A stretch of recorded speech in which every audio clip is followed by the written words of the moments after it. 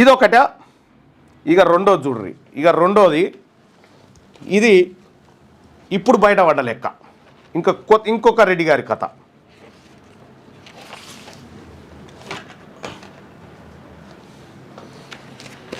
ఇగో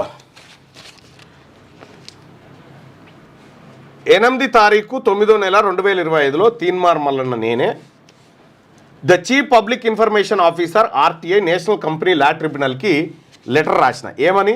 అయ్యా, ఈ Leo meridian అనేటువంటి హోటల్ ఉంది ఏడా షామీర్పేట దగ్గర. షామీర్పేట దగ్గర రిసార్ట్స్ ఉంటుంది. దాదాపు చాలా మందికి తెలుసు అనుకుంటా. తెలుసు, చాలా మందికి తెలుస్తుంది. లియోని అని మెరేడియన్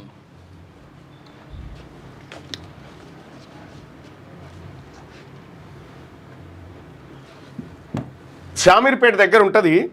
దాదాపు ఇక రెండో కేసులోకి పోదాం. ఇది ఇంత మాఫా లియో మెరేడియన్ హోటల్స్ రిసార్ట్స్ అది. ఓకే, దీనికి వీళ్ళు బ్యాంకుల దగ్గర ఎంత తీసుకున్నారు, అసలు వీళ్ళకు మాఫీ ఎందుకు చేసిర్రు అనేది మొత్తం నేను ఆర్టీఐ ద్వారా నేను అడిగితే ఇగో నేషనల్ లా ట్రిబ్యునల్ నుంచి నాకు వచ్చింది. సగం వివరాలు వచ్చినాయి, సగం రాలేదు. రాకపోతే ఇక నేను మళ్ళీ ఆ ట్రిబ్యునల్ నుంచి ఈ ఆర్డర్ కాపీ సంపాదించిన. మళ్ళీ ఎక్కడెక్కడ ఏ బ్యాంక్ ఎంత ఇచ్చింది, ఎవరెవరు ఉన్నారు, దీంట్లో ఏం కథ అనేది చెప్దాం. ఇక్కడ వీళ్ళు ఎంత అప్పు తీసుకున్నారు, మొత్తం ఎంత అప్పు తీసుకున్నది లియో మెరేడియన్, ఫస్ట్ వీనికి ఎంత అప్పు ఇచ్చిర్రు అనేది చూడాలి. ఈ లియో మెరేడియన్ అనేటువంటిది 180 ఎకరాల ప్రాజెక్ట్. ఇది ఏడా షామీర్పేట దగ్గర హోటల్స్ రిసార్ట్స్ అన్నీ ఉంటాయి. 180 ఎకరాలు. అక్కడ ఔటర్ రింగ్ రోడ్ పక్కనే ఎంత తక్కువలో వేసుకున్నా ఇది ఒక 10,000 కోట్ల రూపాయల ప్రాజెక్టు. 10,000 కోట్లు.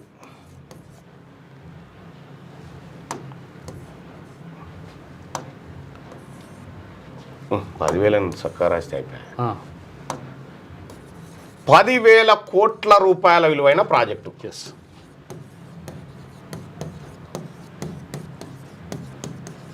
ఇది 180 ఎకరాలకు సంబంధించినటువంటిది 10,000 కోట్ల రూపాయల విలువైన ప్రాజెక్ట్. ఇది ఈ ప్రాజెక్ట్లో ఈ కంపెనీ ఈ లియో మెరేడియన్ వాళ్ళు ఒక్కొక్క బ్యాంకు దగ్గర ఇగో ఎంత తీసుకురో ఇక ఇక్కడ చూడు. బ్యాంక్ వైజ్ చూసుకుంటే బ్యాంక్ ఆఫ్ బరోడా వీళ్ళు ఎంత తీసుకున్నారు, మొత్తము టోటల్ ఎంత తీసుకున్నారంటే 2,218 కోట్లు. 2,218 కోట్లు. 2,218.84 కోట్లు. ఇంత అప్పు తీసుకున్నారు బ్యాంకుల దగ్గర తీసుకొని మొత్తం బ్యాంకుల దగ్గర ఆ తర్వాత చేతి లోన్లు అవి ఇవి అన్నీ కలిపి 2,218 కోట్ల రూపాయల అప్పు ఇగో వీళ్ళు బ్యాంకుల దగ్గర తెచ్చిరు. తెచ్చిన తర్వాత వీళ్లకు ఇందులో దాదాపుగా ఒక 444.34 కోట్లు ఏది గవర్నమెంట్ కట్టాల్సిన పన్నులు. గవర్నమెంట్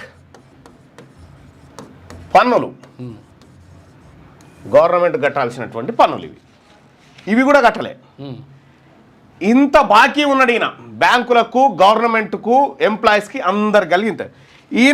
ఈయన మీద మళ్ళీ కోర్టుకు పోయింది ఆంధ్ర బ్యాంక్. అప్పుడేమో ఆంధ్ర బ్యాంకు, ఇప్పుడేమో యూనియన్ బ్యాంక్. అవును, మారింది కదా. ఈ కోర్టుకు పోతే 2,218 కోట్లు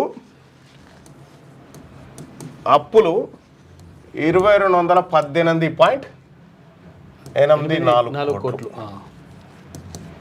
ఉంది కదా. ఈయన కోర్టుకు పోతే కోర్టు ఏం చెప్పింది ఎరికేనా, అయ్యో ఎంత పేదవాడా, బ్యాంకులు కోర్టుకు పోయి ఈయనకు అప్పులు ఇచ్చినటువంటి 9 బ్యాంకులు ఏకగ్రీవంగా తీర్మానం చేసినాయి మా గట్టకున్న పెద్ద ప్రాబ్లం ఏం లేదు, ఆయన మంచిగా ఉండాలి, ఆయన మంచిగా ఉండాలి, మేము రూపాయి అప్పించినాం కదా, నువ్వు వాళ్ళకి 13 పైసలు మాకు వాపస్ ఇస్తే చాలని ఎంతో కొంత ఇస్తే అయిపోయాయి 13 పైసలు. అంటే ఎంత విచిత్రమైనటువంటి కథ అంటే ఇది. ఇందులో ఈ 2218.84 కోట్లలో మాఫీ ఎంత చేసిన ఎరికేనా? మాఫీ ఎప్పుడు ఇది నిన్నయాలనే ఈ కాంగ్రెస్ పార్టీ రెడ్డి ప్రభుత్వం వచ్చిన తర్వాత జరిగినటువంటి కార్యక్రమం. ఎన్నో ఏళ్ల కింద కాదు ఇది. 1981.84 కోట్లు మాఫీ. కథ 2218 కోట్ల రూపాయల లోన్లోంచి 1981.84 కోట్ల రూపాయలను ఎన్సిఎల్టీ ఆర్డర్ తోటి మాఫీ చేయించుకురు. ఫైరవి మొత్తం ఫైరవి తోటి లంచాలు ఇచ్చుకుంటూ ఆలనీలను మేనేజ్ చేసుకుంటూ 1981 కోట్ల రూపాయలు మాఫీ చేసి దాదాపు 2000 కోట్లు. ఇక అందులో కూడా ఇందులో 444 కోట్లు ప్రభుత్వానికి కట్టాల్సిన పనులు.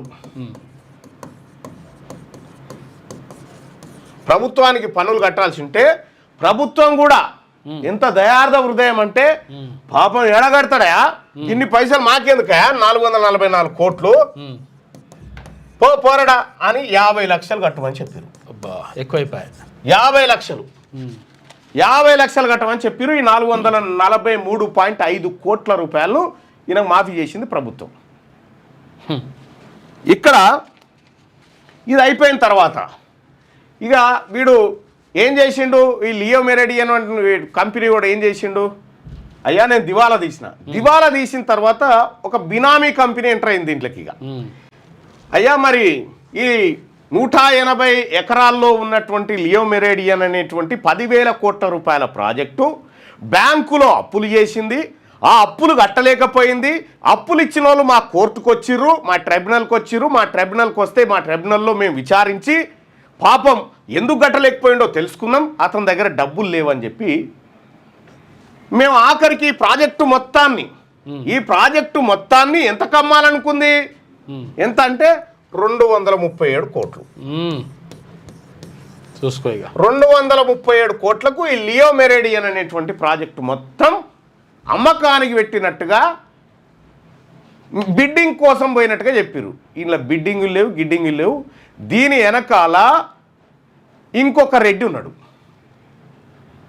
వీళ్ళందరూ ఆడినటువంటి డ్రామా దీంట్లో నేను ఇంకా ఇన్డెప్త్కి పోతా ఉన్నా. ముఖ్యమంత్రి రేవంత్ రెడ్డి గారు ఉన్నట్టుగా నాకు డౌట్ వస్తూ ఉంది. అయితే ఇక్కడ 237 కోట్ల రూపాయలకు ఈ లియో మెరిడియన్ అనేటువంటిది ఎవరికి కొత్తగా ఎవరు చేజిక్కించుకురు 237 కోట్లకు?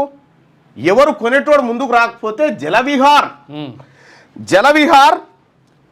Company, Jalavihar entertainment private limited, Jalavihar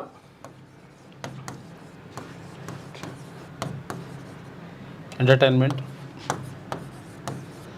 private limited, ఈ కంపెనీ వాళ్ళు ముందుకొచ్చి మేము కొంటాం అని ముందుకొస్తే, అయితే వీళ్ళు కూడా ముందుకు రాలే, బాబు దీన్ని ఆదుకోండి ప్లీజ్ ఆదుకోండి అని అంటే ఈ కంపెనీ వాళ్ళు బిడ్డింగ్లో పాల్గొని 237 కోట్ల రూపాయలకు ఈ కంపెనీ చేజిక్కించుకుంటున్నారు. 10,000 కోట్ల రూపాయల విలువైన కంపెనీ వీళ్ళు చేజిక్కించుకుంటారు. ఇక్కడ మనం గమనించాల్సినటువంటి అంశం ఏంటంటే, మరి 237 కోట్లు ఉన్నాయరా, నువ్వు కొంటా అని వచ్చినావు కానీ ఉన్నాయరా అని అంటే ఉన్నాయి. ఈ 237 కోట్ల రూపాయలు ఎట్లా కడతావురా అని అంటే, అయ్యా నా దగ్గర విశాఖపట్నంలో మా జలవిహార్ కంపెనీకి విశాఖపట్నంలో దస్పల్లా హిల్స్ అంటే అప్పుడు ఆడ అది ఉండే కదా, దస్పల్లా హిల్స్ వాల్తేరు వాడు జగన్కి సంబంధించిన అదేదో ఉండే కదా కథ, వాల్తేరు వాడు. ఈ రెండింటిని అమ్మితే మాకు ఈ 237 కోట్ల రూపాయలు వస్తాయి. కాబట్టి మేము ఈ 237 కోట్లు తెచ్చి ఈ కంపెనీ ఏది మీ కోర్టు చెప్పినటువంటి కోర్టులకు మొత్తం రుణాలలో 13%, ప్రభుత్వానికి 50 లక్షలు కట్టి ఈ కంపెనీని సొంతం చేసుకున్నాం. ఈ దస్పల్లా హిల్స్ వాల్తేరు వార్డు ఏడున్నాయనంటే 30/12/2019 నాడు preventive of money laundering act PMLA కింద ఈడీ అటాచ్మెంట్లో ఉన్న ఈ ఆస్తులు. ఎస్, చూసుకోయిగా ఈడీ అటాచ్మెంట్ ఆస్తులు వీళ్ళ దగ్గర కూడా లేవు, వీడి దగ్గర ఉన్నాయి. ఎన్ఫోర్స్మెంట్ డైరెక్టరేట్ ఈడీ అటాచ్మెంట్లో ఉన్నటువంటి ల్యాండ్స్ను అమ్మి ఈ లియో మెరేడియన్ అనేటువంటి హోటల్ని ప్లస్ ఈ 10,000 కోట్ల ప్రాజెక్టును షేజిక్కించుకుంటామని చెప్తే అయ్యా మంచిది నాయన అని చెప్పి కోర్టు ఓకే చేసి మొత్తం చెవెళ్ళ ఎంపీ రంజిత్ రెడ్డి, ముఖ్యమంత్రి రేవంత్ రెడ్డి వీళ్ళిద్దరు కలిసి ఈ 10,000 కోట్ల ప్రాజెక్టును 237 కోట్ల రూపాయలకు చేజిక్కించుకున్నట్టుగా ఆరోపణలు. ఇక్కడ ఎంత పెద్ద ఫైనాన్షియల్ ఫ్రాడ్ అంటే ఇందులో ముఖ్యమంత్రి రేవంత్ రెడ్డికి తెలవకుండా ఇది జరగదు. ఈ ట్రైబ్యునల్ ఇచ్చిందన్న. ఇక్కడ మనం గమనించాల్సింది ఈ ట్రైబ్యునల్లో ఇన్ని వేల కోట్ల రూపాయల ప్రాజెక్టు 237 కోట్లకే మేము అమ్మడానికి సిద్ధంగా ఉన్నాయని బ్యాంకులు ఎట్లా ఒప్పుకున్నాయి? 90% మాఫీకి బ్యాంకులు ఎట్లా అంగీకరించినాయి? ఈడీ అటాచ్మెంట్లో ఉన్నటువంటి ఈ దస్పల్లా హిల్స్ వాల్తేరు వార్డులను ఎట్లా వీళ్ళు అమ్మకానికి అంగీకరించింది? దీని వెనకాల పెద్ద ముఠా దిగింది. సుబ్బిరామిరెడ్డికి జరిగిన మాఫీ ఇక్కడ దీంట్లో జరిగింది. ఇందులో వెలమలు రెడ్లు మాత్రము, వెలమలు రెడ్లు కమ్మలు వీళ్ళే ఉన్నారు. ప్రజలారా, వీళ్ళు వ్యాపారాలు చేసి ప్రజల సొమ్ము లూటీ చేసే కాడ వీళ్ళందరూ ఒకటే ఉన్నారు కదా. వ్యాపారాలు చేసి ప్రజల సొమ్ము లూటీ చేసే కాడ వీళ్ళందరూ ఒకటే. మనకేం చెప్తా ఉన్నారు మళ్ళీ మీద? ఈయన ఆయనని తిడితే మనం ఈయన యువసేన అని, ఆయనని తిడితే మనం ఆయన యువసేన అని మనం వాట్సాప్లలో పోస్టింగులు పెట్టుకుంటే మనం కూర్చుంటాం, అంకెలు చెప్పుకుంటాం.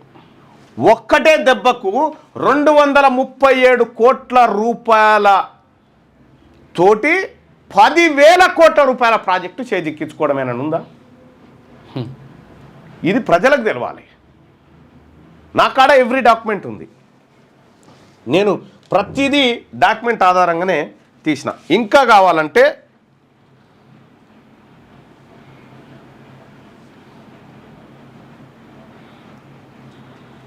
ఇందులో అసలు ఎవరు మేనేజ్ చేస్తూ ఉన్నారు, ఎట్లా మేనేజ్ అవుతూ ఉంది, ఎట్లా ఈ ప్రజల సొమ్ము మేబీ బ్యాంకులలో ఉన్న ప్రజాధనము ప్లస్ ప్రభుత్వానికి రావాల్సినటువంటి పన్నులు ఈ 444 కోట్లు 444 కోట్ల రూపాయలు ప్రభుత్వానికి పన్నులు ఉన్నాయి కదా.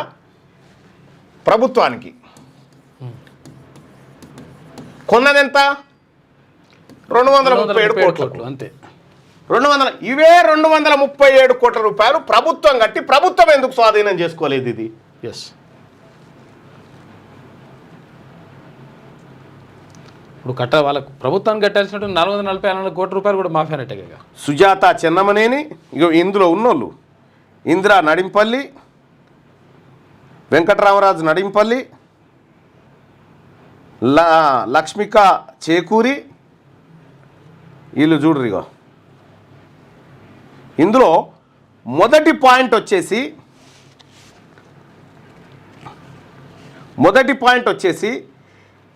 అసలు ఇది ఎక్కడ టెండర్లో పెట్టినారు, ఏ కంపెనీలు బిడ్డింగ్లో పాల్గొన్నాయి, ఈ అన్ని అంశాలు తేలాలి.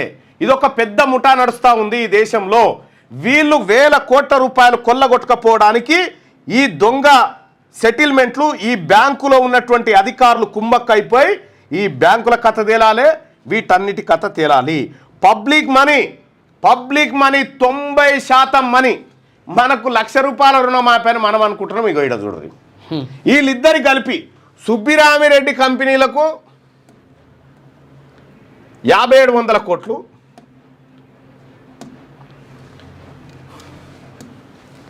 గాయత్రి గాయత్రికి 5,700 కోట్లు, లియో మెరిడియన్ లియోకి 1981 కోట్లు. 1981 కోట్లు. 1981 కోట్లు.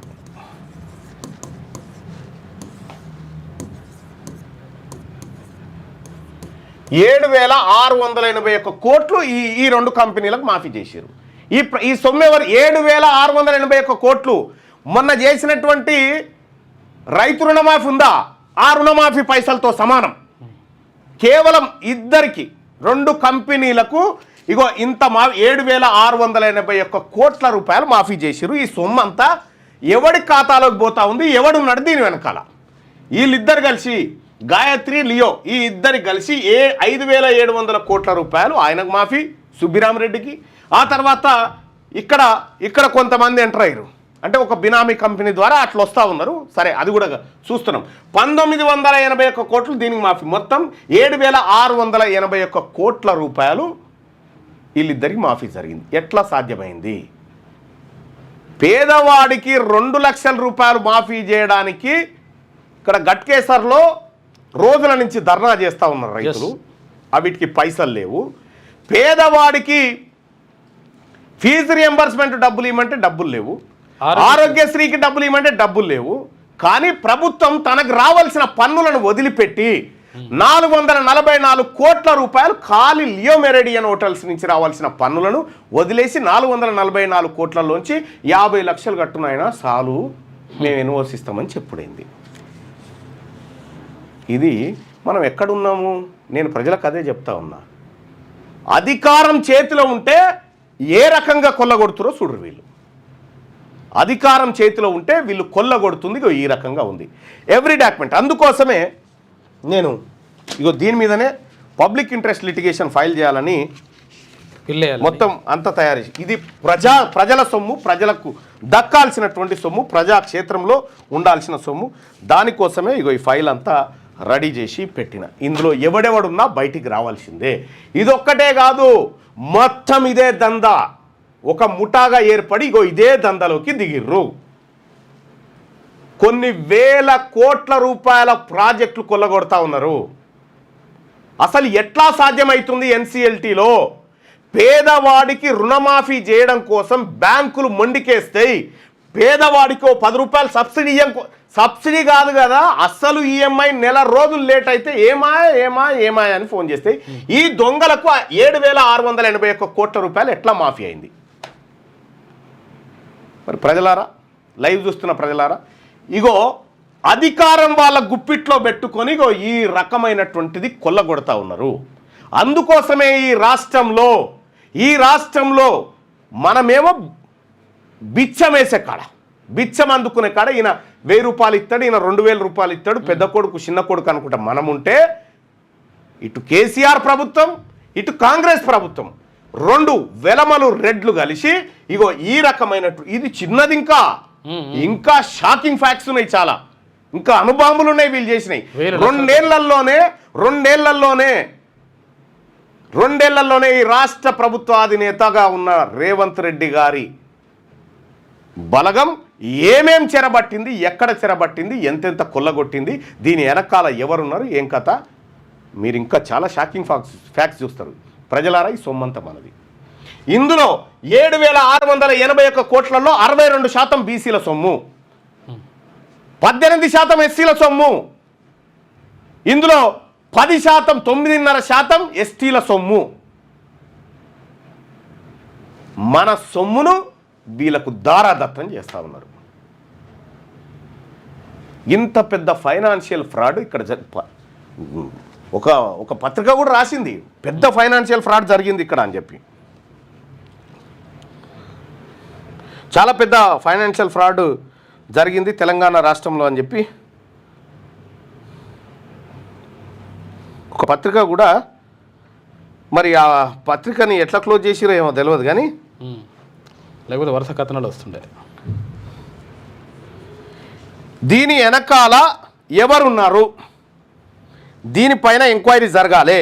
444 కోట్ల రూపాయలు ప్రజాధనం ఎట్లా నువ్వు వదులుకున్నావు? నీకెక్కడిది హక్కు?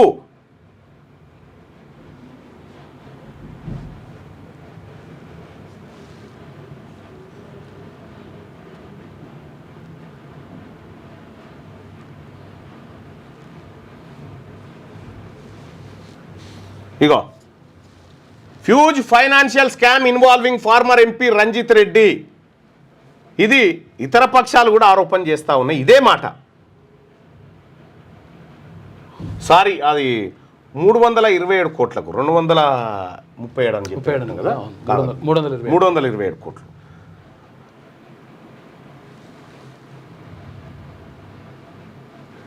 మీ కంపెనీలు వీళ్ళ కంపెనీల అడ్రస్లు అన్నీ ఒక్క దగ్గరనే ఉంటాయి, మీరు చూసుకోరు. ఇగో హ్యూజ్ ఫైనాన్షియల్ స్కామ్ డెక్కన్ క్రానికల్లో వచ్చింది ఇది.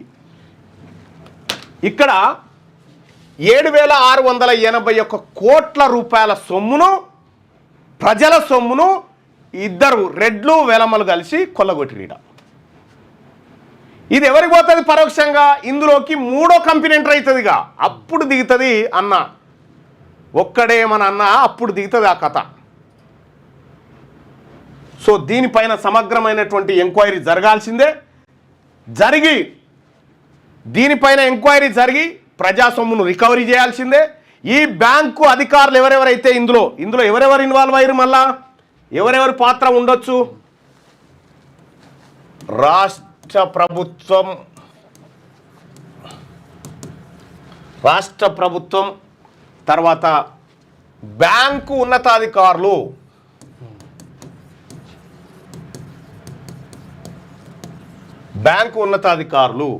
తర్వాత ఎన్సిఎల్టి, వీళ్ళు ఇంతమంది కలిసి మొత్తం వీళ్ళంతా వీళ్ళే ఉంటారు. మీరు చెక్ చేసుకోరు, మళ్ళా వీళ్ళే ఈ అప్పర్ క్యాస్ట్ వాళ్ళే ఉండి ఇవ్వని కాడు నీకింత నాకింత అని పంచుకొని తిన్నారన్నట్టు. ఈ రకంగా కొల్లగొట్టిర్రు. దీన్ని తేల్చాల్సిందే. మాకు కూడా రుణాలు మాఫీ చేయాలి, మేము కట్టలేము, సారీ మేము బాగా ఉన్నవాళ్ళం కదా, మాకు చేయరు. రెడ్డి వాళ్ళు చాలా పేదవాళ్ళు ఉన్నారు, అందుకోసమే బీసీల కోసం, బీసీల రాజ్యాధికారం కోసం వీళ్ళు ఎందుకు వదిలిపెట్టరు అనుకుంటున్నావు అధికారాల్ని? అధికారం ఏడుంటే ఆడికి ఎందుకు ఉరుకుతారు అనుకుంటున్నావు? ఇక ఈ దందాలు చేయడం కోసం అన్నట్టు, ఈ దందాల కోసం ఉరుకుతూ ఉంటారు. అందుకోసమే ప్రజలారా తెలంగాణ రాజ్యాధికార పార్టీ, అందుకోసమే తెలంగాణ రాజ్యాధికార పార్టీ పుట్టింది. ఈ దొంగల ముఠాలు చేస్తున్నటువంటి అరాచకాలను ఖతం చేసి ప్రజలందరికీ ఈ సొమ్ము పంచబడాలనేది ఈ తెలంగాణ రాజ్యాధికార పార్టీ. అందుకోసమే ఇగో ప్రజలారా, ఈ తెలంగాణ రాజ్యాధికార పార్టీ ఏదైతే ఉందో దీంట్లో ఇప్పటికీ కొన్ని తండోపతండాలుగా ఆన్లైన్లో ఈ పార్టీలో చేరుతా ఉన్నారు. చేరే వాళ్ళందరికీ కూడా శుభాకాంక్షలు తెలియజేస్తూ, ఇగో ఇక్కడ ఉంటుంది చూడ్రి, హైదరాబాద్లో బిలియనర్స్ సీక్రెట్ ఇది, రెడ్డి ఇంజనీరింగ్ కాలేజెస్, తర్వాత హాస్పిటల్స్, కార్పొరేట్ మాఫియా, ఇవన్నీ కూడా దీంట్లోకి తీసుకురావడం జరిగింది. కొంతమంది దీన్ని తెలుగులో పెట్టమంటారు, తెలుగులో కూడా మేము చేస్తాం. అది కూడా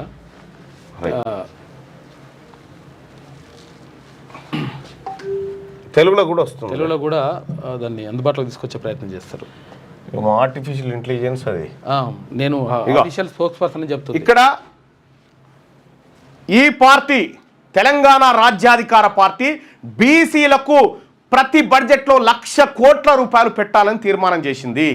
ఈ తెలంగాణ రాష్ట్రంలో ఉన్నటువంటి ప్రజలందరికీ ఫ్రీగా కార్పొరేట్ ఎడ్యుకేషన్, ఫ్రీగా కార్పొరేట్ వైద్యం అందించడం కోసం ఈ పార్టీ ప్రజల కోసం పుట్టినటువంటి తెలంగాణ రాజ్యాధికార పార్టీ. మొట్టమొదటిగా బీసీల కోసం బీసీలు తయారు చేసుకున్నటువంటి పార్టీ, ఎస్సీ ఎస్టీ మైనారిటీల సంక్షేమాన్ని కాంక్షిస్తున్నటువంటి పార్టీ.